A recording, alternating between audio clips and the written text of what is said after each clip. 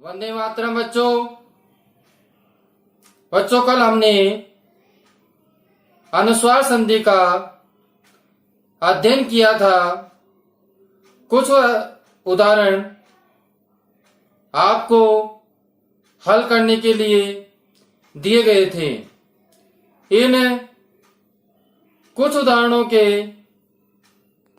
जवाब हमारे पास comments box में भी आए हैं।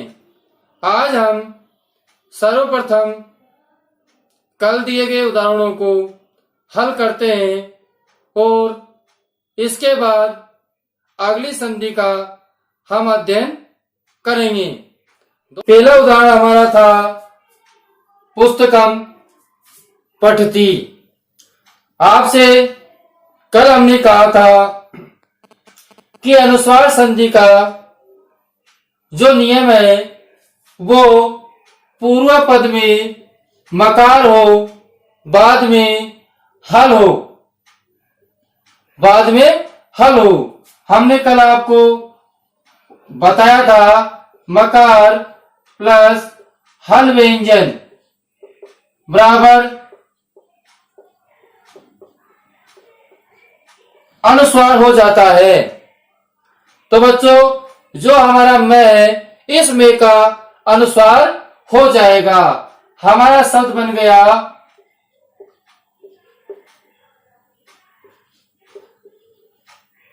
अब जो हमारा मैं है इस में का हम अनुस्वार कर देंगे।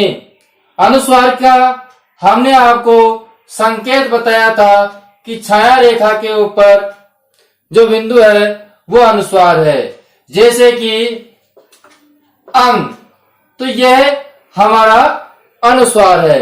तो हम इस पूर्व वर्ण के पर अनुस्वार लगा देते हैं।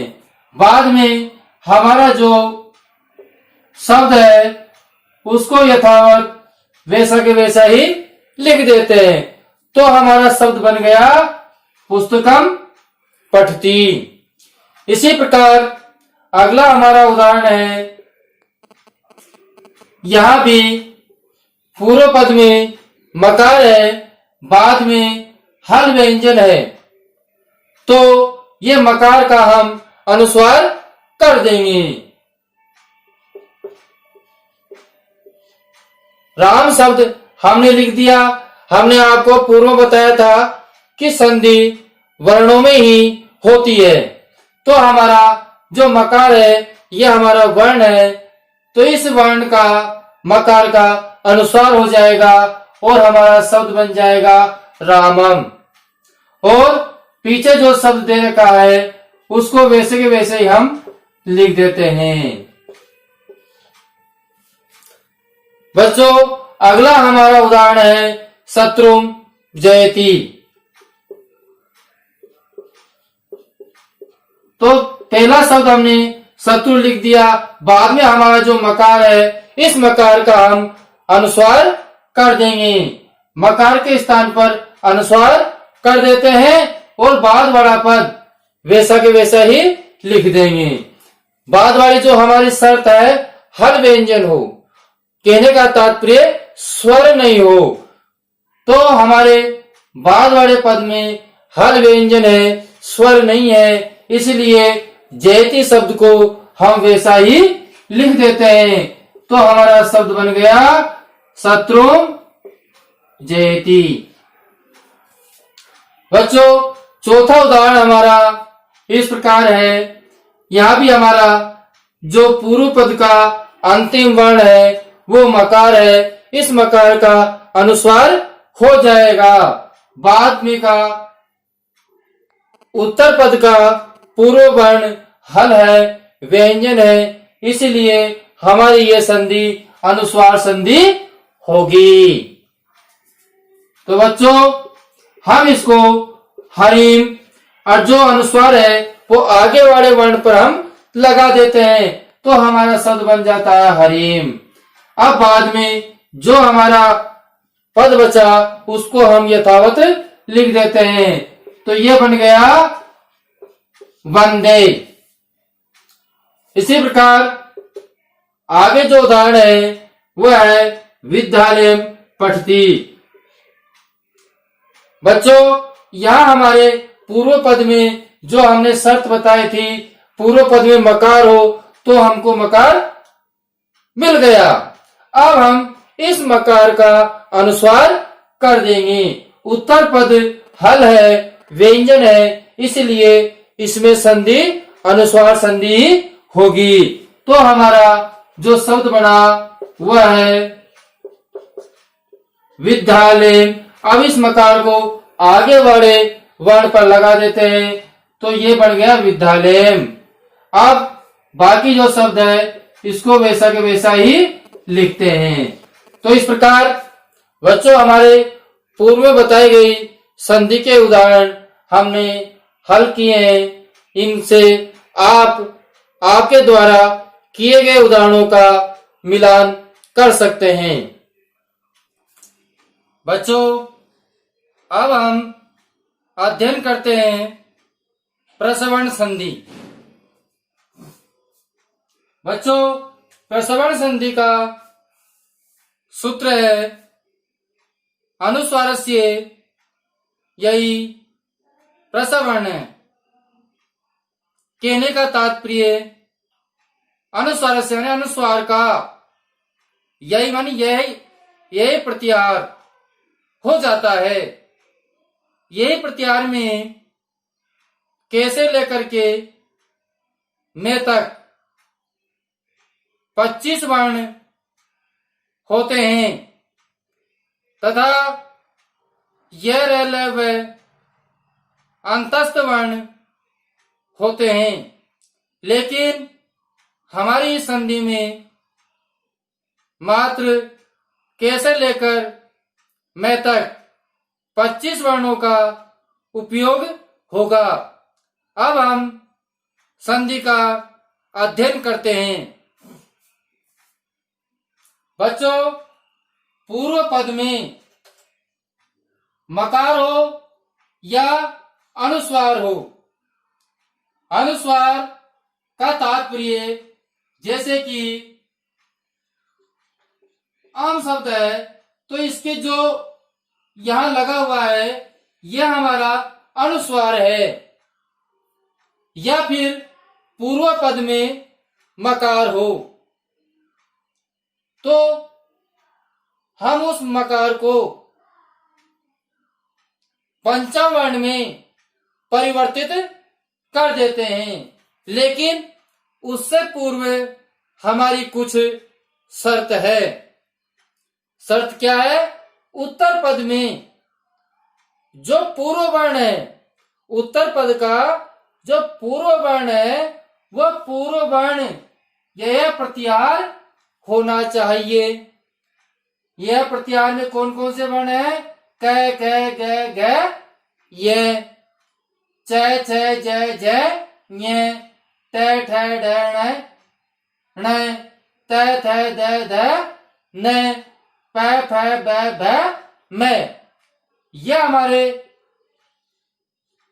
25 वर्ण उत्तर पद में होने चाहिए। अब हम अध्ययन करते हैं कि किस प्रकार इन वर्णों का हम परिवर्तन करेंगे। तो बच्चों, जैसा कि हमारा पहला उदाहरण है सम प्लस जय, सम प्लस जय। अब हम सम प्लस जय को परिवर्तित करते हैं। यह हमारा सम में मकार है, मकार भी पंचम वर्ण है। बाद में हमारा यह प्रत्याहार है, यह प्रत्याहार का जय वर्ण है। अब इस जय वर्ण का पंचम वर्ण कर देते हैं। तो जय वर्ण किसमें है? च वर्ग में। किसमें है? च वर्ग में। अब इस च वर्ग का पांचवा वर्ण कर देंगे तो च वर्ग का पांचवा वर्ण कौन सा हो जाएगा? से का से लिखा और इस में के स्थान पर इस च वर्ग का पांचवा वर्ण यह कर देंगे तो हमारा शब्द बन गया यह। अब जे को वैसे के वैसे ही लिख दिया, शब्द बन गया संजय। इसी प्रकार अगला उदाहरण देखिए। हमारा अगला उदाहरण है जैसे कि सम प्लस डी, सम प्लस डी। अब हमारे पूर्व वर्ण में मकार है, पूर्व पद का अंतिम वर्ण में क्या है? मकार है। या तो मकार होना चाहिए या अनुस्वार होना चाहिए। बाद में हमारा ध, यह प्रत्याहार है। अब इस ध किस वर्ग में? त वर्ग में है। ध किस वर्ग में है? त वर्ग में है। तो इस त वर्ग का पंचम वर्ण क्या हो जाएगा? क्या? न। ध का पंचम वर्ण हो जाएगा न। तो हम उत्तर पद में जो वर्ण दे रखा है उस वर्ण का पंचम वर्ण कर देते हैं तो हमारा शब्द बन गया से। अब इस में के स्थान पर क्या हो जाएगा? न हो जाएगा। अब देखो वैसा का वैसा लिख देंगे तो हमारा जो शब्द हुआ वो क्या हुआ? संधि। इसी प्रकार हमारा अगला उदाहरण है जैसे कि अम प्लस चित। अब यहां पर हमारे अनुस्वार है तो इस अनुस्वार का हम परिवर्तन करेंगे। क्या परिवर्तन करेंगे? उत्तर पद में च वर्ण है। च वर्ण किस वर्ग में? च वर्ग में है। च वर्ण च वर्ग में है तो इस च वर्ग का पांचवा वर्ण कर देंगे। च वर्ग का कौन सा वर्ण कर देंगे? पांचवा वर्ण कर देंगे। तो क्या बन जाएगा? अब पांचवा वर्ण क्या हो जाएगा? ये। और बाकी वैसा वैसा ही लिख देंगे। इसी प्रकार हमारा अगला उदाहरण है, ध्यान दे। अगला उदाहरण है सम प्लस त। सम प्लस त। तो हमारा जो शब्द है वो बन जाएगा हमारा जो अनुस्वार है, जो हमारे अनुस्वार है इस अनुस्वार का इस वर्ग का जो उत्तर पद में जो वर्ण आया है उस वर्ग का पंचम वर्ण कर देंगे। तो हमने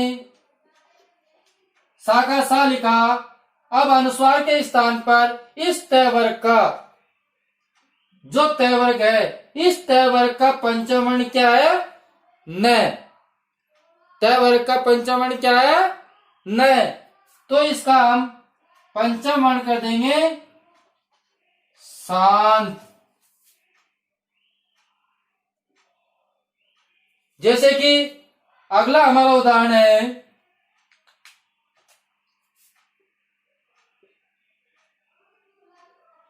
गुण प्लस फित। गुण प्लस फित। अब देखिए यहां बच्चों मकार है, उत्तर पद का पूर्व वर्ण फ है। अब फ किस वर्ग में है? प वर्ग में।